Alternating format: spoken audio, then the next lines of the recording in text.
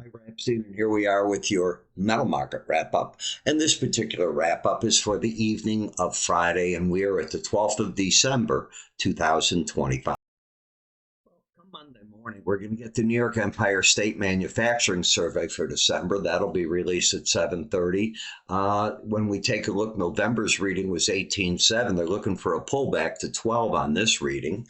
On Monday morning at 9, you're going to get the National Association of Home Builders. They'll release their December housing market index, and that last month was at 38.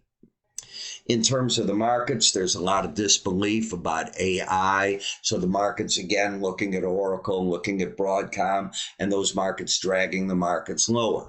In the metal markets, look at how silver fell $2.50, and yet gold stayed up 15. So the spread got a little too wide probably, and it had a narrow end. We haven't had a real correction in it, but today would offer one of those corrections. And look at the copper. You came down from 553 to 535.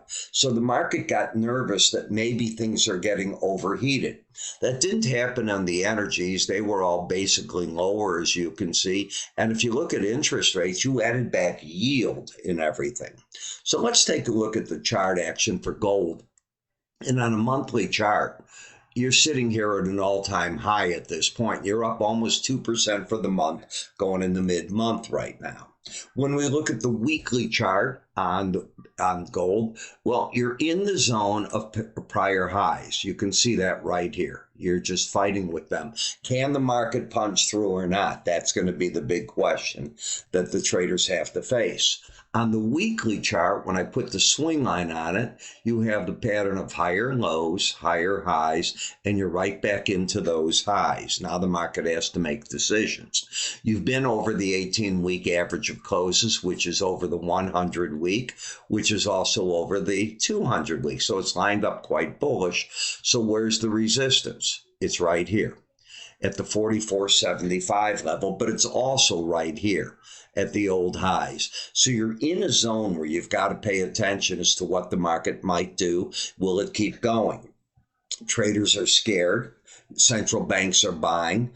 With the Fed cutting interest rates this week and doing a mini QE for 5 months of adding overall about $200 billion to the market, and the Fed chair saying he doesn't believe that the jobs data is correct. And you're hearing Goolsbee come out today, the Chicago Fed chair, saying, I don't know that it's not correct. There's plenty of dissension going on all over.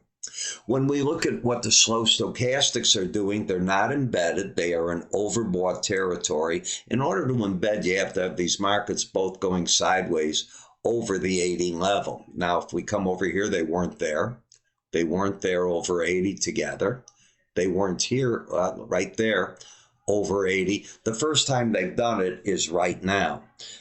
You'd have to have 3 weeks in a row to embed. That's going to take you right into the Christmas time frame.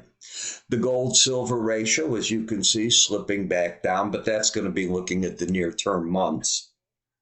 In silver, as much as the market lost for the week, when you go to a weekly chart, and that's what we're looking at, look at how it's up in the stratosphere, but it is over the upper Bollinger Band. Unlike the gold market, the strength in silver comes from the fact that if we take a look here, you can see, watch this, week 1 of embedding. Come with me here. Not there. Week 1. This is week 2. So even on a good break this week, the odds favor that you're going to embed. That's important. Copper, this is a resistance area. You've come up to the Bollinger Band and you're proving you can't really just punch right through it. So I can see a little pullback, but I don't see anything bearish on the chart other than it's overbought. In the platinum, notice where you went, right back to the upper Bollinger Band.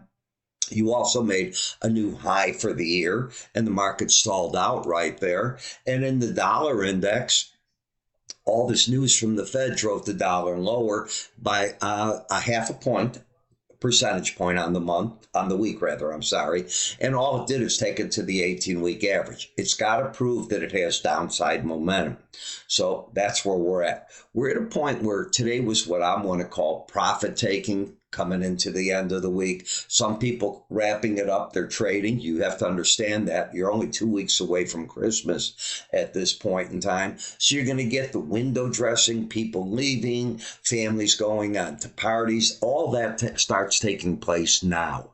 So you pay attention.